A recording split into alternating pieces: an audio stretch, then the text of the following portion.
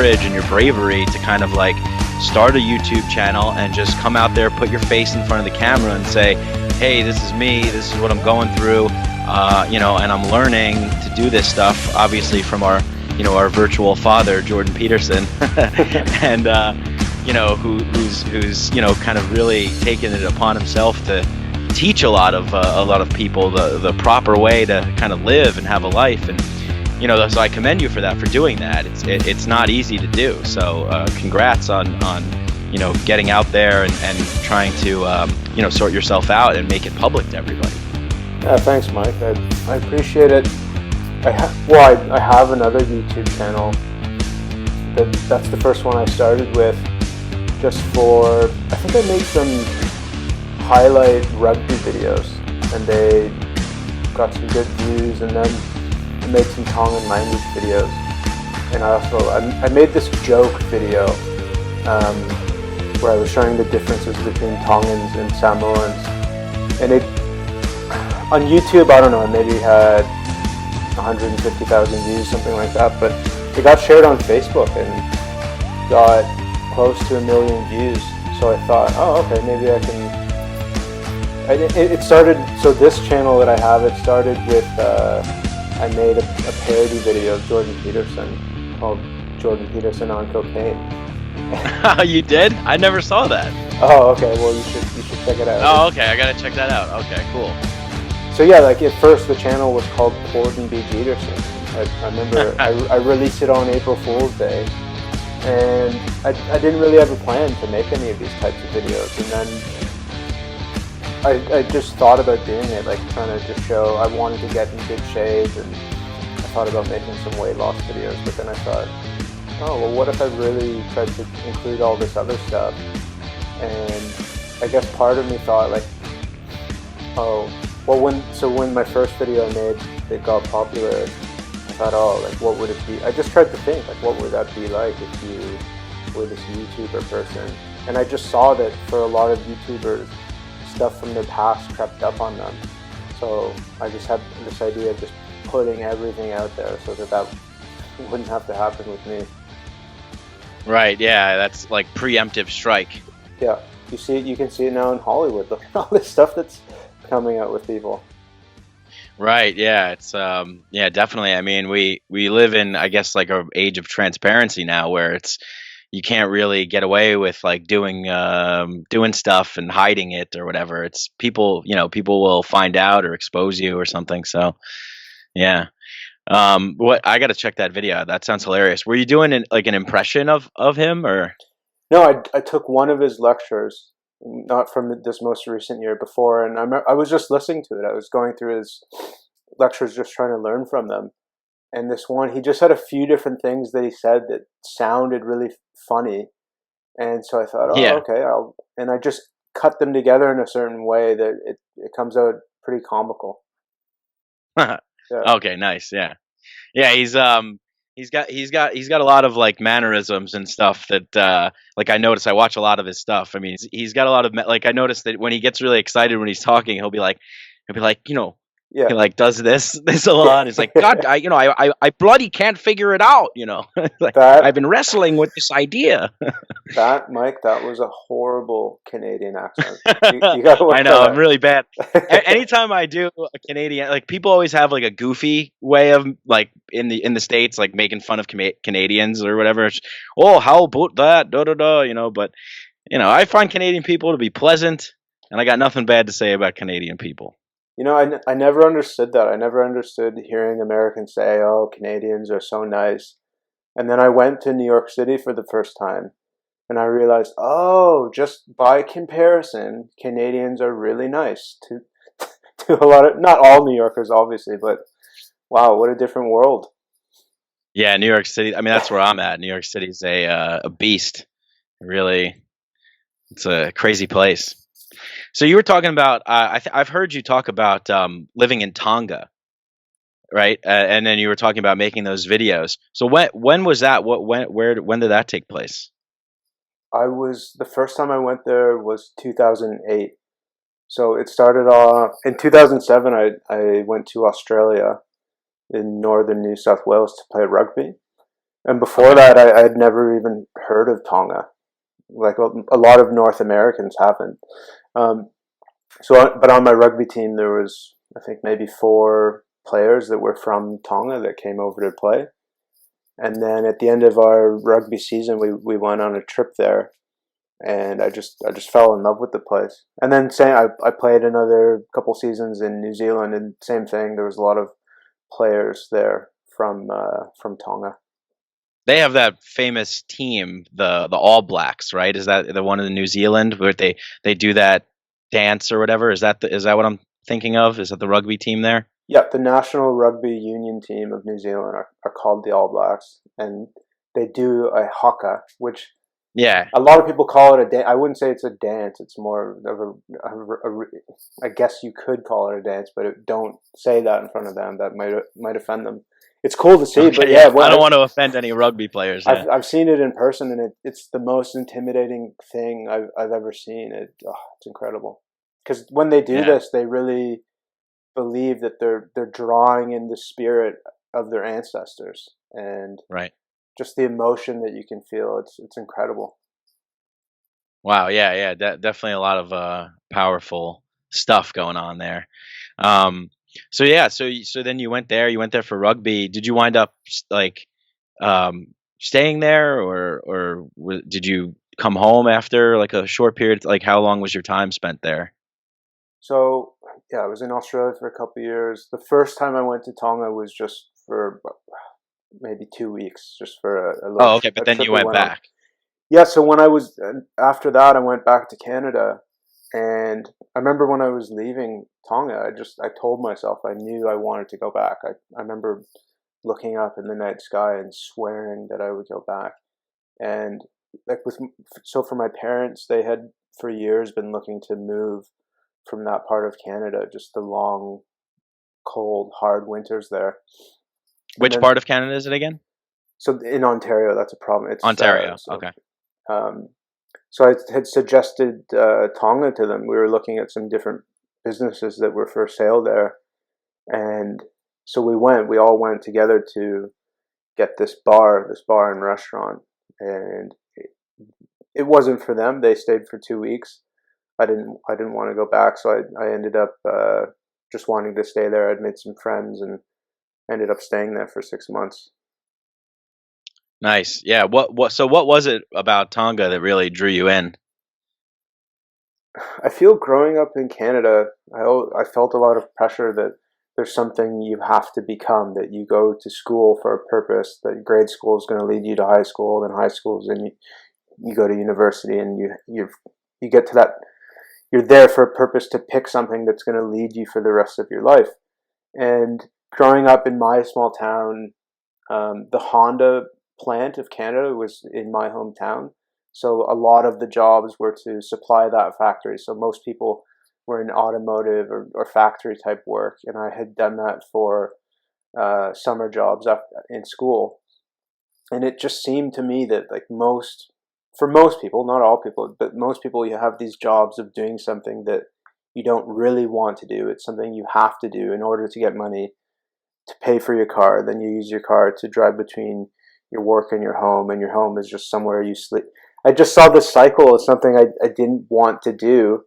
Where in Tonga, there's not jobs. There's a few jobs in the tourism industry. So I remember before I went, I was asking my Tongan friends like, "Oh, what do you guys do for work back home?" And they said, "We don't work." I said, "Well, how do you pay for like how do you buy your food?" "Well, we grow our food, we go fishing, we build our own houses." So that was part of it, and just the friendliness. Where Tonga is also known as the Friendly Islands. That's what it was called by Captain Cook when he discovered it. Um, and that just a part of their culture, by not having these jobs, there doesn't seem to be as much of a rank based off of what you do. That there's more of an equality and respecting people for who they are. Where here, one of the first things you ask someone when you meet them is what do you do? So that's Hmm. just part of it. That they had this old culture where people seem to know each other, and there's more of being in touch with the land and just living day to day life and not worrying about becoming something. and comparing yourself to others. Right. Yeah. No. I mean, that is very, very appealing. I've traveled a little bit. I spent 4 months in Southeast Asia and Thailand and Laos and Vietnam, and yeah, I mean, the way of life is just completely different. The value structures of the society. Over there, people are much more like integrated with their family. You see people kind of like living together as one big family unit, Yeah. or if it's like the mother, the father, and then the kids, and then like maybe the grandmother lives there as well, or the aunt and uncle live next door or something. And yeah, it's definitely very, very appealing. I mean, it could sometimes feel pretty like maddening to keep up in the society that we have here. There's demanding and pressure to kind of achieve something. Like you said, it's like as soon as we're born, we're just like on this like treadmill to like step one, step two, step three, and you just like kind of keep going. I know so many people that just like follow that path, and but they don't necessarily seem like happy or like they really want to do what they're doing. They're just kind of doing it because they've always been doing that. So yeah, sometimes you need to just kind of like back out a little bit and take some perspective, or like what you're doing is like taking yourself into account and saying like improving yourself to try and maybe have more clarity of vision. Is that kind of like maybe so getting to you posting like these videos called sorting myself out, inspired by the teachings of Jordan Peterson. So talk to me about that. Like how did you kind of come about his teachings? And I mean, I can imagine you probably just found him on YouTube or something, right? Yeah, I first saw him on a Joe Rogan podcast.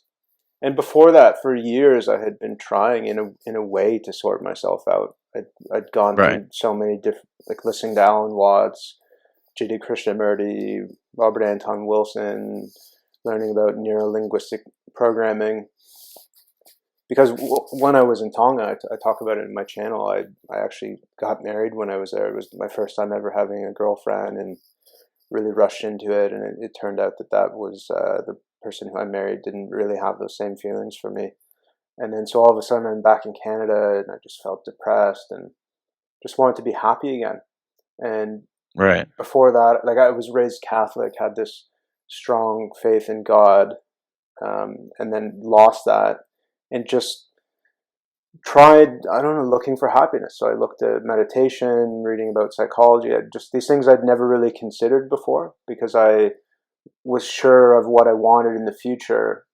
I I had a I felt as if I was on a path, and for the first time in my life, I just couldn't see where I was headed or exactly what I wanted or what would make me happy. So I reevaluated everything, and then also I tried marijuana for the first time. I'd never tried that before the age of 25. So I sort of adopted this attitude of just following your own bliss, and I was able to find peace and happiness through meditation. And I had this mantra of just live right today and let tomorrow take care of itself.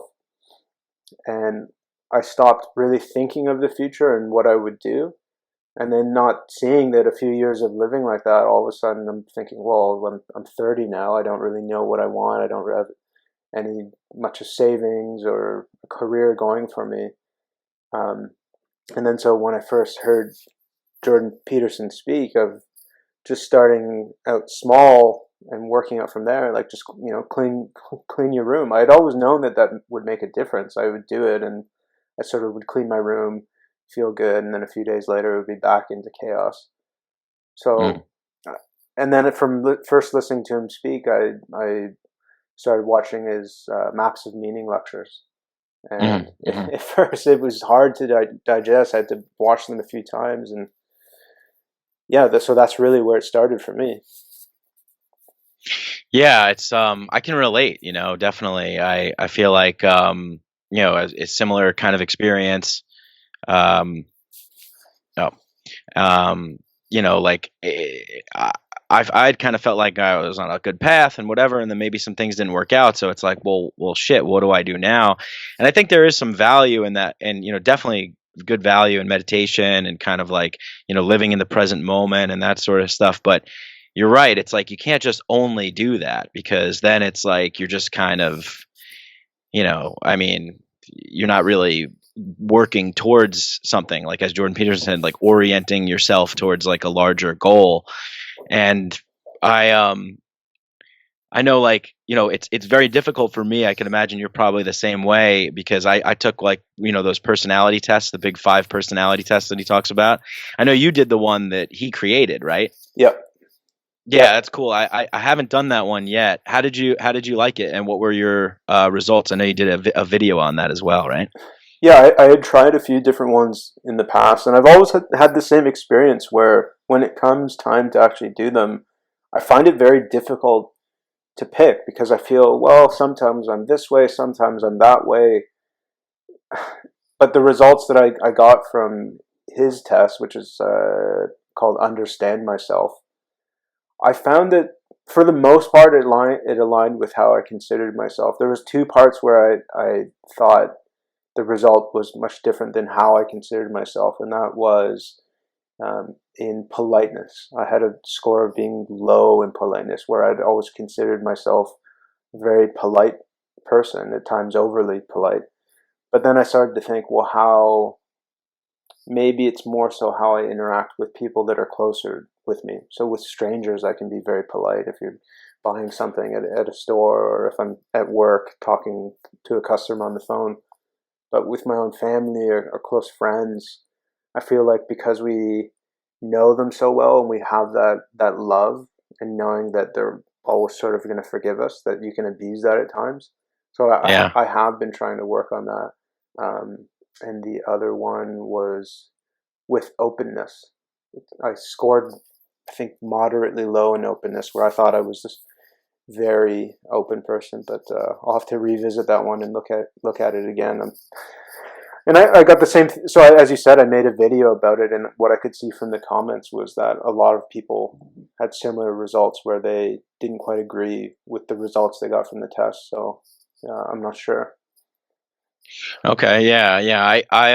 Yeah, I took one. I forget where it was on. I want to try Jordan's one, and but mine I was like really kind of like, I guess it makes sense, like I believe it, but I was like, holy shit, I didn't know my openness was like 98% and my conscientiousness was like 15%. I was like, holy shit. But it makes sense because I'm a lazy, procrastinating son of a bitch, It's like, so the conscientiousness is like, well, shit, like you could be open, you could be creative and whatever, outgoing and stuff, but and I'm never going to get anything done if I can't raise that conscientiousness. So I'm trying to work on that. That's like my big thing, and it's such like a hurdle, right? Because it's like you have this idea of like what you want to be, who you want to be, and then you kind of like now from like learning and researching and trying different things, you kind of know what to do, but there's still that like that elusive implementation of like discipline and consistency. At least I find that the struggle is like, really trying to maintain consistency and discipline. How is that going for you? And has there been improvements in that area? I'd say over. So I think I started in May. So over these months, that there has been an improvement. Where at first I had this initial burst of energy where I really decided to go for it. I set a schedule, like this perfectly scheduled day of everything I wanted to do, and I had the energy at first to do it. But I found that by using my will and trying to almost force myself to do it, that I depleted my will, and eventually I'd fall back, crash, and I'd just try to adjust it a bit. So it's sort of as if over time I've been putting in effort, and then I'll crash down, and then I'll try again. So I feel like over time it's been on a upward curve. So I have a tendency of comparing how I'm doing with how I ideally like to do, and at times I can get frustrated. But I have to keep in mind, how am I doing now compared to I was a year ago, and compared to a year ago, I'm much more productive than I used to be. That's for sure. Yeah, I mean, I definitely have good advice. I think some of the best, one of the best things I ever heard was from Jordan Peterson was the do it badly. Like that was kind, it seems so obvious, but it was such a shock. And for people listening, what that means is basically like, he was talking, I think, in reference to, well, it can be in reference to anything, but for his future authoring program, it's like, look, do this thing and your life will improve by doing this. And it is something that you have to do every day, and just do it badly, right? So what did you resonate with that advice as well? Yeah, so when I first heard him talk about it, as I said, it was on the Joe Rogan podcast, and then I heard him speak with Duncan Trussell, and I'd heard him say this to do it badly the first time. And I didn't take that advice right away. I had this idea that, okay, I'm going to have this perfect opportunity, this big chunk of time to do it. I'm going to sit down and nail it out. But I found myself just keep putting it off. And then so finally I realized, okay, I got to at least start with something. And yeah, at first I couldn't come up with this ideal future. I just couldn't perfectly envision it. So I just tried to. I remember the first thing I envisioned was, okay, well, if I'm so unsorted in my life, where I'm so low in conscientiousness that I can't even finish it, at least I can try to imagine a future where I would be in a position to do it. And that's what sparked the. So I moved from Ontario to British Columbia and decided I was going to have a major overhaul of some of my bad habits. And so finally I did. I've gotten into a position where from there I've been able to more come up with this ideal future that I want to work towards. Nice. Do you think that the relocation is what really helped, like just being in a different environment? It's part of it. Um, I, it's if you think of someone who thinks, "Oh, I need to find myself. I want to go to India and find myself." Like, really, you don't have to do that, but ideally, you'd be able to do it wherever you are. Say I had come out here and it wouldn't work, would I have to again move? No, you. It, but for me, I think it. I knew that I wasn't going to want to permanently live where I was, because it's something I've been thinking of doing for a while, because I'd spent my 20s traveling, and for years I was um, convinced that I wouldn't end up living in Canada. Where now I'm not completely sure. So I figured I'll use this time. I hadn't seen my parents for years from all my travels, so I figured I'll spend time there and use this opportunity to really sort myself out. But yeah, it definitely helped, because where I was in Ontario, just again, it's not. I'm not at all blaming my friends for this, but just the social circle I had was one in which we use marijuana quite often. So I figured if I got myself out of that, that would just be a definite help, because I could just see that it was hindering me in so many ways, that Yeah. everything I wanted to change by my diet or being more conscientious, I found that marijuana was something that I'd tried so many times to stop, and maybe at most I'd go 2 weeks. So I knew that was something I had to change, and yeah, certainly moving. I don't think it was the location; it was just getting away from being in that social circle. Right. Yeah, for sure. And that's such a big important thing, getting rid of maybe people who could trigger you to go back to doing bad habits. I mean, I think everybody can relate to that. I have a group of friends who, they were like my high school drinking buddies or whatever, but we don't really stay in touch anymore, but every once in a while I'll see them and it's like, "Oh, they're still doing the same old stuff." And I don't really want to get roped into that, so and it's tough. It's tough. I mean, people could say you're weak for giving into peer pressure, but it's tough because when you're in a social circle and kind of everybody's together and they're partying or whatever, it can be difficult to kind of maintain your discipline. So it's best to be in a supportive community or in an environment that you're able to get done what you want to get done, right? Yeah, and I have done that. I've been in those situations where people are trying to pressure you in, and I've had to say no so many times, and it's amazing the response you can get. That people Right. they'll just keep trying to push you, and it makes them question what they're doing. Like, because and especially with drinking, no one wants to drink alone. So when you're with friends, you really try to lay on that pressure, and yeah, it can feel awkward when you're saying no. It's even though you feel strong in yourself that you don't want to do it. you almost feel that you're doing it for this other person and not for you at all. Yeah, I think you hit the nail on the head because it's like I think a lot of people feel a little like maybe like you're condemning their lifestyle by choosing not to engage in what they're engaging in, and it's like, for me, I'm kind of just like, no, do whatever you want. I'm just not going to take part. But then that, the pressure comes, and it's like, all right, man, chill out. Like, Yeah. don't drag me down with you. Oh, whoops, I didn't mean to offend you. Sorry. It's like it's a weird way of kind of just being. It's like I choose, like for example, like you're saying that you have stopped smoking marijuana. So as somebody, I have a psychedelic podcast. Like I talk about psychedelics a lot. I smoke marijuana, but I'm not. I'm not like, I can imagine that there would be people out there that are like, well, it's not addictive. It's not bad for you. It's like, look, everybody has their own personal choices. You know what I mean? Things affect people in different ways.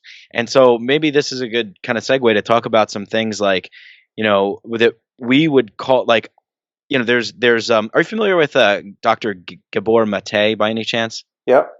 Canadian. Yeah, good one of the good Canadians up there. Yeah, he's so he wrote this book called In the Realm of Hungry Ghosts, and it's about addiction, and basically like the crux of it is that like addictions can happen with anything.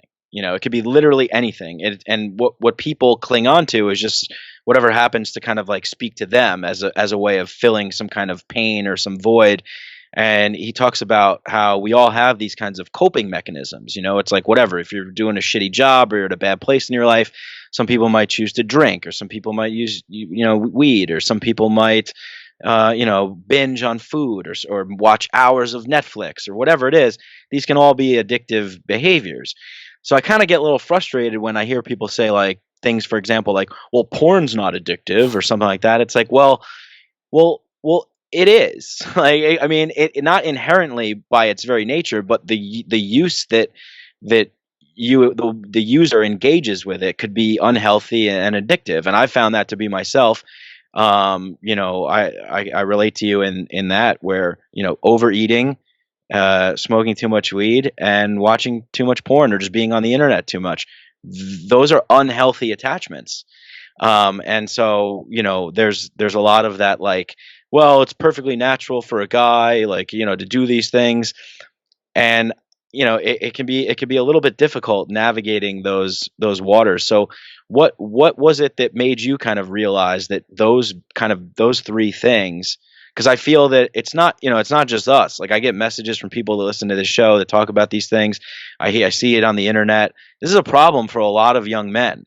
And I honestly think it's because of we're not being taught how to be men, really, in this society. There's someone's dropped the ball. There's these like indigenous tribes from past. They have these like initiation rituals to becoming a man, and all this stuff. And now it's like you see these guys on college campuses, and it's like this prolong there's been like a prolonged like period of childishness, sorry. And I've been a part of that as well. And so yeah, so what I'm getting at is basically just like, when you're looking at these things that are bad behaviors and bad habits, it's like, what was like your thought process and going and like dealing with this? Was it like, because a part of me is like, well, it's me, but also it's the environment outside. It's society, but it's also me. So like, how do you kind of like manage that, or work with that? Because it can be a little difficult to try and, as Jordan Peterson would say, live forthrightly in a world that's a little toxic. Well, I could see with marijuana that I could just clearly see that after years of abusing it, that so when I first started, it was this wonderful tool that I just feel incredible and have these psychedelic experiences. Like the first time I got high from marijuana was probably the most psychedelic experience of my life. And I never really had issues with paranoia, but over the years, it crept in. I'd have the very paranoid moments. And rather than getting pleasure, I'd just look at myself in a completely different way and just see all of my negative aspects, and like just rather than just enjoying it and having these being able to enjoy, say, eating more or watching a movie, I just thought, what am I doing?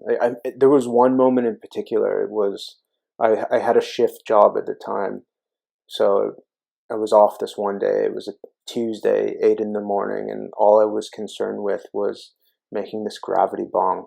And I made it, and I just got so high, and it was like too much. I threw up, so like I went in the shower, and I was really overweight, and I was just like, what am I doing? It's a Tuesday at 8 in the morning. Like, this has been my only thing I want. Like, the whole day is written off now, and I had so many more experiences like that. So when I realized, okay, it's time to, maybe pull back. So I thought, okay, I'll try just having it on the weekends, or I won't buy it. And then I would buy it. And then I'd think, okay, well, I'll just have it on the weekends. And then, oh, I'll just have it every other day. So every time I ever tried, I just couldn't do it. And that was one of the most surprising things of the backlash I've had when I first started making videos, when I at first had more of a focus on stopping marijuana, where now I'll have it maybe once a month. But at first, people, like you said, are saying, oh, it's not addictive. And sure, maybe it's not physically addictive. My body wasn't craving for it, but my mind certainly was. And even now, like, if there's times where I really feel stressed, I'll just physically pretend that I'm packing a little bowl and lighting it up and breathing it, because it's a ritual that you do. That Yeah. I remember at times when as soon as work was over, I'd get home and I'd run to the basement, and like I'd get my food ready, and I'd get this bong ready and put on Netflix, and just as soon as I'd inhale, it'd just be this instant relaxation. And I can still have that just by going through the process. So sure, maybe it's not the substance itself that's physically addictive, but you're addicted to, well, if your brain suggests for you to do something, like say smoke weed, it gives you a stimulus, then there's an action, there's a response, and it's just in your brain, it's strengthening that circuit for reward. So it doesn't matter to me if it's, sure, alcohol is going to be physically addictive, so it will be tougher, but it doesn't mean that you can't be addicted to smoking marijuana. Right. Yeah. And if it's not really like benefiting you, then you know that it's a problem. Like if it's not adding to your life in a positive way, if it's just something that you're kind of doing out of habit or just because you're used to, it's like that's when it can become kind of dangerous. Now it's interesting because it's like you were said, like as soon as you got off of work, like I know so many people who live for like that moment. It's like, oh man, I can't wait till I get off work. I'm gonna have like 20 beers, or whatever. It's just like that sense of relief. It's that sense of, I don't know. It's like maybe we're missing something, here in the West with that doesn't really honor time to kind of like have more release or something like that. Maybe I don't know what it is. Like like you wouldn't think like that probably doesn't happen in a place like Tonga, right? Like you probably wouldn't see people, abusing weed in that way, right? It's probably more of a natural kind of harmonious way of living there. So you probably wouldn't see like the symptom of like an addictive kind of mentality, right? Well, I think things are changing now. Their culture is becoming more westernized, especially if you go to the main island. I was living on a more northern island where things are more traditional. Um, so you do see some issues with alcohol abuse and kava abuse. Kava is a traditional Oh yeah. drink that they Yeah. have, um, and there is marijuana there. But I think probably part of that is, as I said, is due to this new Western influence. But if you were to go back, I don't know, say 100 years of how it would have been there, yeah, I don't think they would have had these issues. Because if you think of ways that we relax here when we're not, if you don't have this type of job where you're just working to get money and doing something that you wouldn't do unless you were getting paid, when people relax, they'll go fishing, they'll tend to their garden, they'll go swimming. These are things that they would have as just part of their daily life. So it's not as if you're using your will or using concentration, where I feel in our society, in Western culture, where for many of us, we have to concentrate so much and use our brain in a certain way that we look for that release. Where when you drink or play a video game or watch a movie or watching pornography, any of these things. It's that release where you're using the brain in a different way, and it's not concentrating in. It's just this release and letting go. Where I think Yeah. in their lifestyle they'd just have that more even keeled type of living overall, or in ancient cultures where they'd have meditation as part of a daily practice. Yeah, yeah, because I, like I said, like when I started this kind of like question off, I was talking about because I wonder at times, like, I go back and forth. I think about this stuff a lot, and I talk about it on my podcast. It's like, how much is it on the individual, and how much is it on the society in which the individual lives in? And I think I think it's partially both. I don't think it's either one or the other. But I remember, are you familiar with Milo Yiannopoulos? Yes. Before he was like a provocateur, whatever he was doing, he was like a writer for Breitbart, and I think he was writing like for like entertainment or gaming or something. Anyway, it was like 2013 or something, and he wrote this really great article. I had no idea who he was at the time, but he was talking about how like young men are dropping out of society. Like it was like all about this kind of gamer culture, how like young men are not approaching women. They're playing video games all day, and they're watching porn, and they're getting all of these kinds of substitute filler kind of junk food dopamine hits from virtual reality, web, all this stuff, because the society isn't really like there's nothing like for them. There's nothing like serving them. There's nothing for them to like, aspire to be, or no one's really encouraging them in a certain way. And like, I found it to be really interesting because I related to it. I was like, yeah, what the hell is going on? So like, I'm going to ask you, Andrew, like, what the hell's going on? Like, what is going on with our society and young men, and why do so many people find themselves detaching and engaging in sort of destructive dopamine hit activities?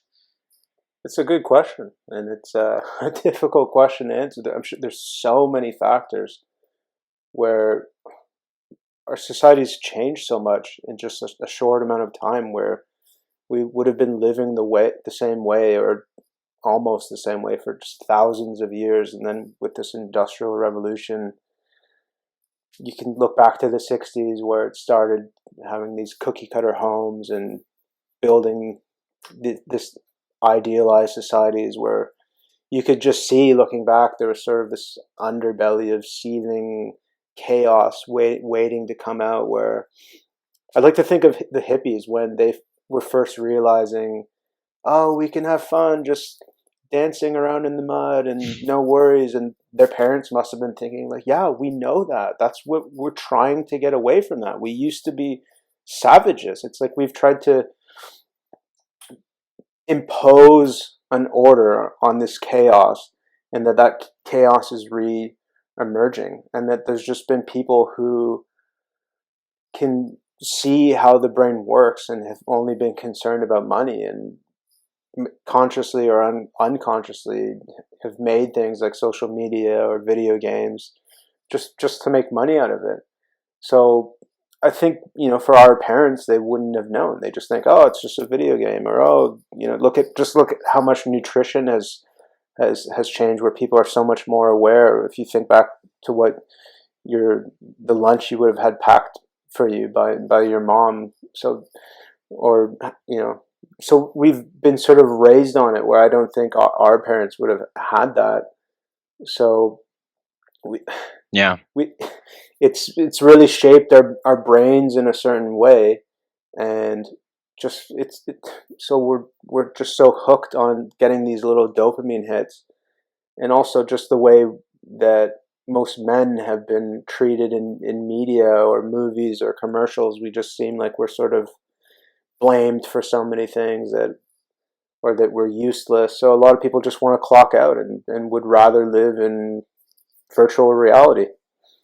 Yeah. Right. No. Yeah. I agree with you. I mean, it's like, yeah, yeah. It's like the dumb jocks. Like that's how kind of men are portrayed, as like dumb jocks who can't figure anything out. All they think about is sex, and they don't know, like, fixing their car or whatever, drinking beers, and there's no other dimension to men, and it's like, women have to be treated, delicately, and there's, we have to worry more about the women, and there's this patriarchy and blah blah blah and all this stuff, and it's like, well, what are we doing to young boys? Like, how does that shape their worldview? Like, how does that empower them? Like I mentioned, the rites of passage before. I'm, big fan of Joseph Campbell and, a lot of other authors that talk about this. It's like, in these kind of societies of the past, and I think you can even say probably up like around World War II, because so many people were involved in going and fighting abroad, that it was kind of an initiation. It's kind of like, it forces you to like confront your fears, and it forces you to like become an adult, to become mature. And I think that we have kind of like just gotten rid of that, because I think the natural kind of rite of passage for a woman is when she has her period. Like that's the kind of, that just happens. Like that's what they kind of are entered into that cosmically, like, and for young men, we're just kind of like lost, like looking around for something, because, like, and then one of the solutions is by the society is, well, young men, they're all over the place, they can't concentrate, just pump them full of Adderall, get him to focus and concentrate, just give him a bunch of meth, basically, and it's like, well, he won't sit still. It's like, no, of course he won't sit still. He's a young man, he's a boy, he wants to explore and get into dangerous things.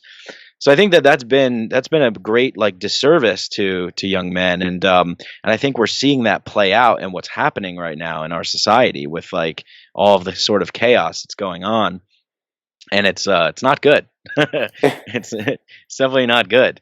Um, what what do you think is like something that, I guess, for people who are, for people who are going through, some of these things, like say for example, someone's just like really abusing weed and really just addicted to porn and just playing video games all day, and like, they know maybe something's up or they want to get going. What would you recommend them doing, like, to get started? Would you say to like start with one thing, or to make a lit? Like, what would be your suggestion to kind of like start sorting themselves out? Well, so if it comes to addictions, if you have a desire to stop, or it has to start with yourself. That no one's going to tell you that you need to. If you have a hinkling or at all to do it, um, just try. Just see if you can do it. Don't put a focus on trying something else or replacing it. Just see if you can do it with your own willpower. If you find that can't happen, just start writing down your excuses. It's amazing how many you'll come up with. And I had always known, like, so say for food, that I'd be able to use my will for the first few days of saying, okay, I'm only going to eat these healthy foods and I won't eat unhealthy foods. And that I'd find that always the same excuses would come. I'd say, well, I've been okay. I've been all right for a few days, like for a whole week here. I can't just always eat this unhealthy food. Like I'll just one time have this one little thing, or oh, this will be good for my metabolism. It will spike it up, and oh, I'm having this because I want to have it. I don't want to have to just blindly follow a routine. I want to be in control of what I'm having. And it can be the same thing for marijuana, where you think, oh, I'm just going to have what I have left. Once I finish the amount that I have, I won't buy anymore. Oh, I need to be creative. I need to, just for this one task, I'm going to use it. Or, oh, I'm not feeling good today. There's just, if you write them down, you'll just see you always have these same excuses, and it's the same as of what anyone would have. And Would you say to write them down as they come up, or write like make a list beforehand? I'd say that okay, so say for marijuana, that every time that you go to smoke it, if write down the reason why you did it, and then Okay. you'll be prepared for the next. If that same excuse comes, you think, is that really me who's having this thought? Where I've also heard it as, if you think of your brain as a garden, and ideally you want to only be growing these beautiful flowers, and you don't want any weeds. If you think of a negative, so if a thought comes that you don't, so if you have a thought coming, say, okay, go and smoke marijuana. At first, you would think that you want to chop it down, that you're this watcher, this observer that's chopping it down as soon as it rears its head. but that's using will, and that it's a you're going to deplete that as energy. Where rather, just if you pay full attention to it, it will of its own accord just grow and then and die. So you're not having to have this conflict. As soon as you're set up as this controller, it's as if you've already lost the battle. So that's another thing you can try to do. Wow, that's pretty. That just like struck me as being like really deep. Actually, that's pretty profound. So letting it grow, like kind of letting it develop, acknowledging it, seeing it, knowing that it's not something that you necessarily want to do, but not be like an aggressive authoritarian tyrant and like start chopping it away, but just kind of knowing that it's there, here it is, and it'll just die on its own accord. Yeah, Does that? yeah. Just try observing it, and then because as soon as you have this split of the observer and the observed, then there's will and there's time involved. Where we think if you give me enough time, I can. There's a becoming that in time I'll become something, but whatever you are now, you're going to be the same thing a minute from now and a day from now, unless there's this radical change where if we expect this change to happen by will, which is a limited resource, it's just going to run out. And then so at first when those excuses come, you can watch for them and sort of swipe them away, but then you'll get to the point where you don't have that energy to observe, and it's then you're just identified as that thought that says, you know what, okay, I'm going to do it. You're no longer set up as this observer. So if you don't make that distinction in the first place, then the battle doesn't have to take place. Right. Yeah. That's good advice. Yeah.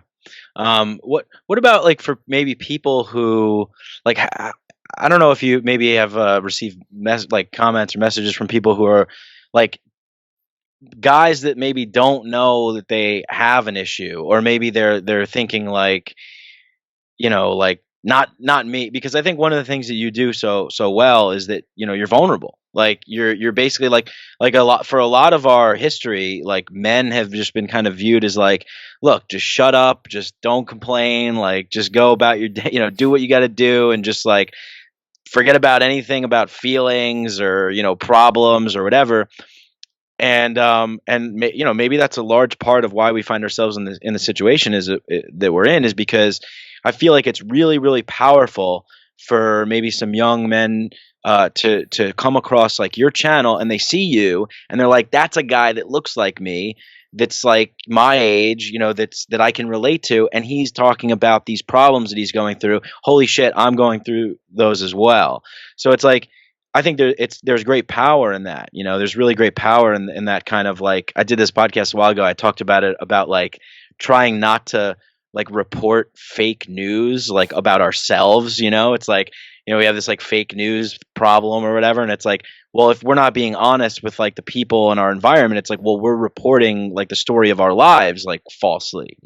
So what good does that do? Like, because as Jordan Peterson talks about, like language and communication, the logos, like speaking truth into being, that's fucking powerful. And it's like, some people don't, I think maybe some people don't even realize, or maybe they don't know the power of that. So like, have you had any experiences where people maybe are asking like your advice and how to come out and do that, like in your maybe it's not start a YouTube channel, but like in their daily lives, like how to be like a man and like be vulnerable and like open up and be like, hey, I can't do this on my own, like I need a little help. Or hey, like if you're in a relationship, like to your girlfriend or maybe like even to your parents or whatever, like I got a problem, I'm working on myself, like how do you maybe give people the strength to open up to do that? Like what kind of advice would you say like to give to them to try and like have that courage to take that step that could be a little scary? I used to think so when I first started trying to look for um, I guess different philosophers, or just when I wanted to be happy, I was listening to Alan Watts, and I just absorbed everything he was saying. And one thing that I remember, he said that anyone who thinks that they need to see a psychologist should have their head examined. It's funny, and it's true that if you think that that's what you need, then you should go for that. But I don't know. I guess I'd thought about it for years, thinking, oh, maybe there's some things I need to sort out in the way I see things.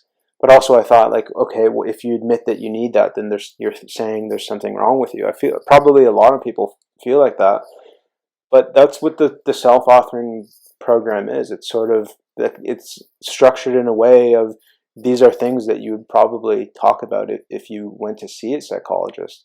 Where I've heard Jordan Peterson say that what he first goes through with patients, if they come in saying they're depressed, they'll say, okay, do you have a job? What's your social life like? What are you aiming at? What are your bad habits? Are you trying to work on them? And the self-authoring program really takes you through all of this. And so if you're someone who really doesn't address your bad habits, or don't think that they're that bad, or like a lot of people say, if you, like for me, when I used to smoke marijuana every day, I used to tell myself, well, I can stop. It's just that I want to have it every day. It's me. I'm making this decision. So in doing the future authoring program, one of the things that you do is you try to think out, what would your future be like 5 years from now if all of your bad habits got worse. And it's sort of, it gets you to face that dragon, where for most people we just don't face it. We think, yeah, it's okay, but I sort of have it under control, like I'll get it. But we just have a vague idea of that things will work out. But unless you're really putting in the plan, do you really think things are going to be different 5 years from now? Like I said earlier, whatever you are now, you will be tomorrow, and you will be in 5 years, unless there's this radical change. Yeah. Yeah, it's really, I mean, that's really, it's got to start with you. It's got to start with you wanting it. It's difficult, I think, for people who like the first step, I think, is like recognizing that you want, because I think we live in a time right now where there's, like self-help books are like selling like crazy. Every week I feel like there's a different one. It's like how to unfuck your life or whatever the hell it's coming out. Um, and they're good. I read a lot of them because I'm interested in what people have to say. Oftentimes I find like people say the same things. And I think that's why I was so attracted to Jordan Peterson, is because he really gets deep into deconstructing everything, talking about it from, a mythological standpoint and what it all means, and, through the history of it. So that really appeals to me, because a lot of these you can kind of get stuck in like this self-help trap where you're just like addicted to self-help stuff or something, and I don't know. I mean, I'm just guessing, but it seems to me that we're living in a time right now where like people are wanting to improve themselves. Like there's this kind of like need to go ahead and do that stuff. It's just about, I guess, getting started or staying on that path. But anyway, you're someone who is doing that, and you've made all these videos. What has there been any video for you that's been like particularly challenging to make, that you were like maybe a little hesitant to put out? The only times where I felt hesitant is where I've had a week where I felt that I didn't make any progress, or where I have these times where I have a backslide into getting back into just being really lazy, putting things off. But like as you've seen with my videos, I'm not afraid to be open and just show everything I'm going through. But it's weird, because when I first started making the videos, people would comment saying, wow, you're being so honest, and it's something different, because you can see on YouTube. I've been on YouTube since when it first started. I remember, when it was just like cat videos and things like that back in the day. Yeah. And then I saw it changing, where when there's people who know they can make money, and I just saw so many things that just seem fake, like prank videos where they just clearly seem set up. And I just really didn't appreciate that. I don't like seeing things that are fake, or personalities where they come on and go, "Hey guys, what's going on? It's your boy back." So I thought, so at first, These are the 10 ways yeah, that you can get in shape today. Yeah, yeah, exactly. So when I first put these videos out, and it seemed like something different, and people are saying, "Oh, I like this honesty. You're not asking to like or subscribe," or. But then when I've had the times where I don't feel good, which can happen, and I say that, people are like, "Oh, you seem down," and it's weird. I get this bad backlash from it. So sometimes there have been weeks where I just don't put up videos, because yeah, like on if you see on Facebook or Instagram, usually your friends are just sharing these happy moments. Look, I'm here, I'm on vacation or eating this really good food or whatever. People don't like to share these moments when they're down. Maybe once a year, someone will hashtag let's talk or something, some sort of promotion for dealing with mental Right. health. Yeah. But yeah, so at times I've just almost I find those videos, I guess, the toughest to make when you feel like you haven't been making progress or you've been down. Yeah, man, I agree. I mean, like it's yeah, totally because it's almost like look, like we're all struggling. You know what I mean? If you're a human being living on the planet Earth, like you're struggling, like you have problems. But there's such a denial, I think, and I think we're getting there. We're fighting through that stigma, right now, and I think it's a good thing. But it still exists. People sharing pictures of whatever they're just on vacation, all happy stuff all the time, because I think there's this like there's this stigma where people like don't want to say like I'm not okay, like I'm not doing okay today, or like there's something this is what's really going on because then it's like oh they're the person that's depressed or they're the person that because I think they attach that to like their permanent identity where it's like look this isn't necessarily your permanent identity, it's just like you're a human being and maybe you work a stressful job and maybe you have some issues and maybe if you shared it with some people that you care about instead of yelling at them then you might make some progress, who knows, right? Yeah, I think there's a stigma attached because I think from our early days as humans that when we first started working together in groups, there emerged different types of jobs and different types of people, and there would be people who would naturally just be very conscientious and wanted to do so much work, and we'd sort of pitch in together and share. There would have been people that would have taken advantage of that and say, "Oh, I got a sore back." So there's always been a stigma attached when people really do have a sore back or can't help. There's always going to be people thinking, they're just saying that, and I've seen that in the workplace where I've seen people who take advantage of it and take lots of time off and get sick leave or whatever, and people will call them out for it. But I've seen the Right. same with like mental health, like people who I remember a woman I worked with who she was off for long periods of time, um, dealing with depression, and there would have been lots of other coworkers just saying, she's just faking it. So I think a lot of people don't want to admit that because from when we were living in that way, thousands of years ago, the worst thing that could happen to you is if you're kicked out of the group. That's pretty much death because you would have. It's not like now where you can sort of live on your own and do your own thing. Where if you were banished, like that was it. So I guess a lot of people they just don't want to risk it, so they just hide it all in and think that they have this inner strength that they can deal with it.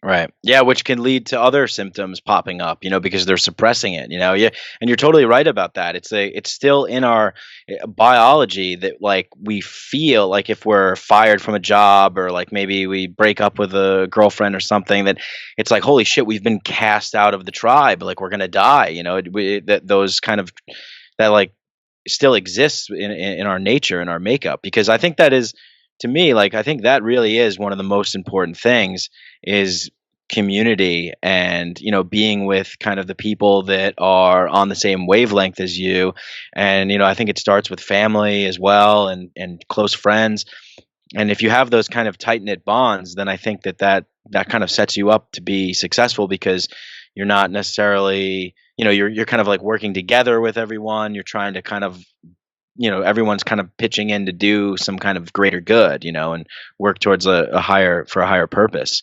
Um, yeah, I think that's definitely something we need. I know, JP talks a lot about that, like, the importance of the family, right? And the family unit.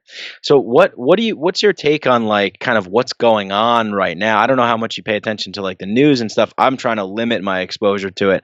I used to do this like political podcast where I was like always talking about what was going on in the news and politicians and all this stuff, and I got burnt out, but it seems like we live in like a pretty like hysterical, paranoid, crazy culture right now. And a lot of the stuff that Jordan Peterson talks about that's going on college campuses, that's a large part of it because what happens in the school system comes out into the society. It's like those are the future people that we're learning from. So like, I don't know, just like I guess kind of a general vague question, not really specific, but like what's like your take on like what's happening right now?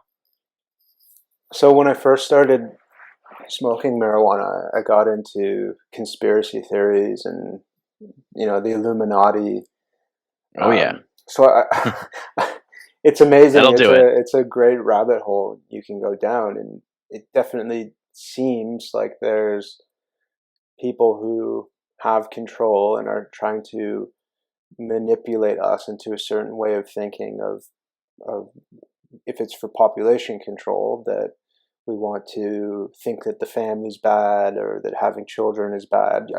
I can see that being pushed, but I wouldn't say that it's this small controlling group. I think more so it's just something that's naturally happening, that we're getting to the end of the world, not in a literal sense. Just when people were talking about this, the end of the world being in 2012, like it does seem like something ended, a certain age ended, and Yeah, yeah. where actually I was talking with Jonathan Pajot yesterday, and I saw him a couple weeks ago when I in Vancouver when I went to see Jordan Peterson speak along with Brett Weinstein and Theron Meyer, and he was saying that um, society, we go through these cycles. Hinduism talks about that with the different The ages that we go yeah, what through. do they call them? The epochs? I think that's what Yeah, like yeah. There's something like that. Yeah. different Oh, yugas. the Kali Yuga. Yeah, Yeah. yeah, yeah. Gotcha.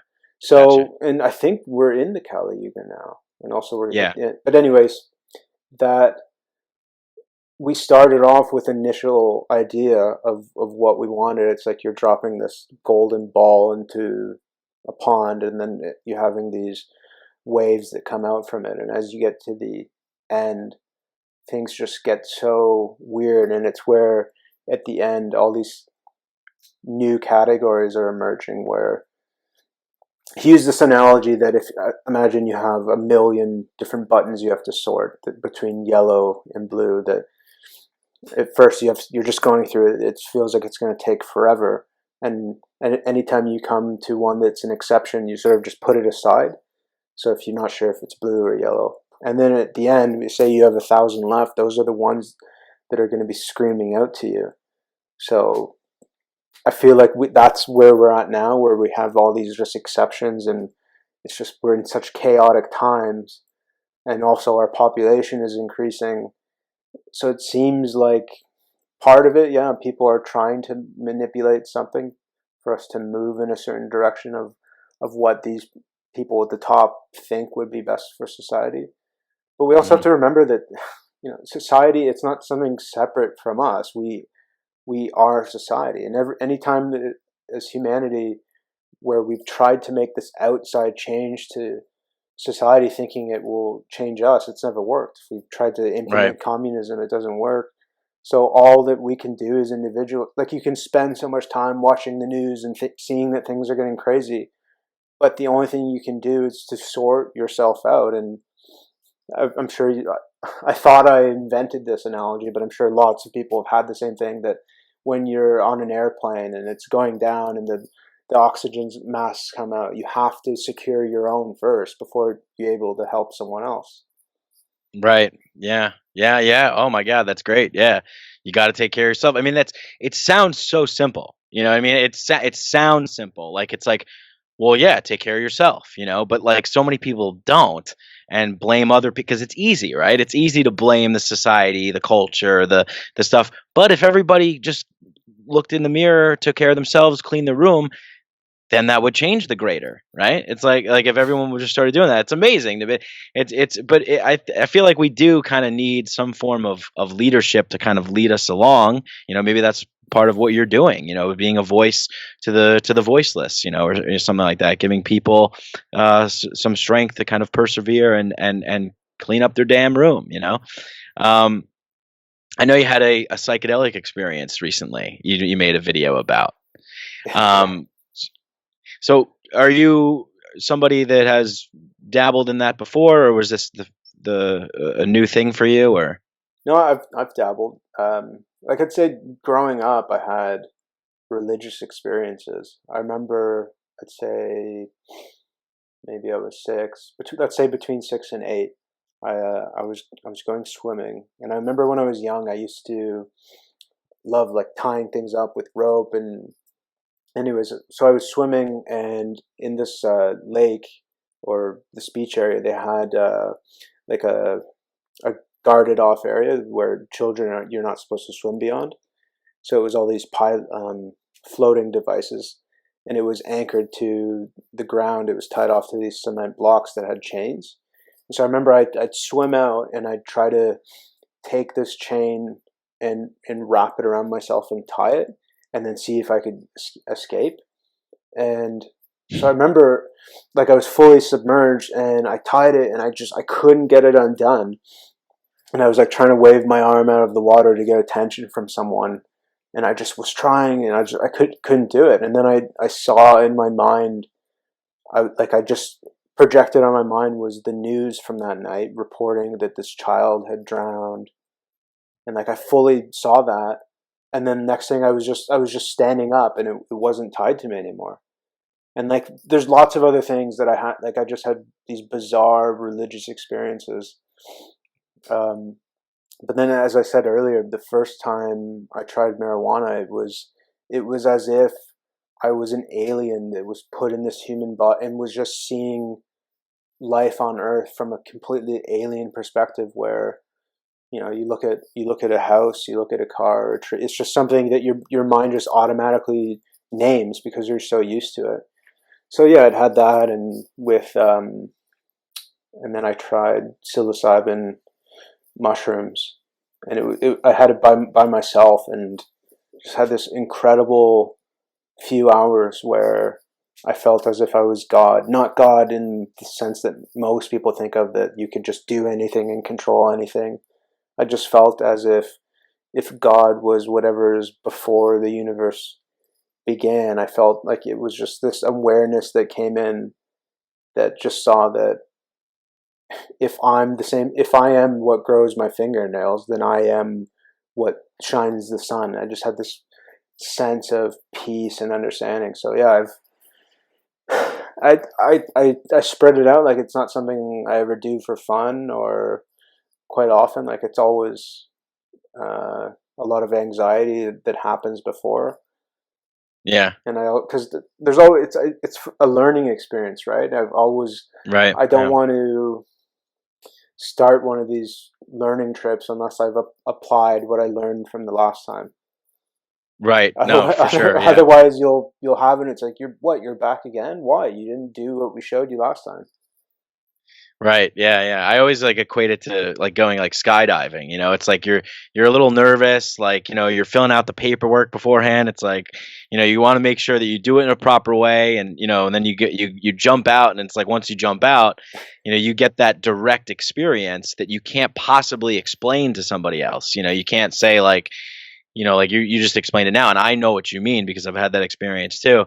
But it's one of the rare things in our world where it's like you really need to have the direct experience of that, to really understand what it means, because it's almost like it doesn't communicate to you in a way where it's like, this is love, like this is God, this is understanding. It's like, no, it's just a feeling where like everything makes sense kind of, and like you kind of get it, and then yeah, it's pretty powerful stuff. I mean, I definitely think that a lot of kind of like the chaos maybe that we're experiencing in this time is because, you know, for thousands of years, humans have used substances to have altered states of consciousness.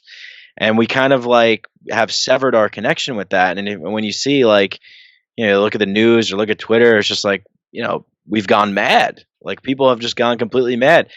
And I think there's for me, the greatest benefit is that inward, that looking inward, and that kind of figuring things out. And like you said, like when you see everything, you just take it for granted. But when when you have an altered experience, altered state of consciousness, you really understand like the power and magnitude of like everything that's in our world that's been created, that we're creating. It's very powerful, I think, for people to have. And for people have done all sorts of things, whether it's breathing techniques or submerging yourself in cold water or meditation, yoga. So yeah, your latest one was pretty cool, how you talked about like you had a vision of yourself in your video where you talked about your psychedelic experience. You had a vision of yourself in the future, and it was not something that you wanted to see. It was like kind of fearful, right?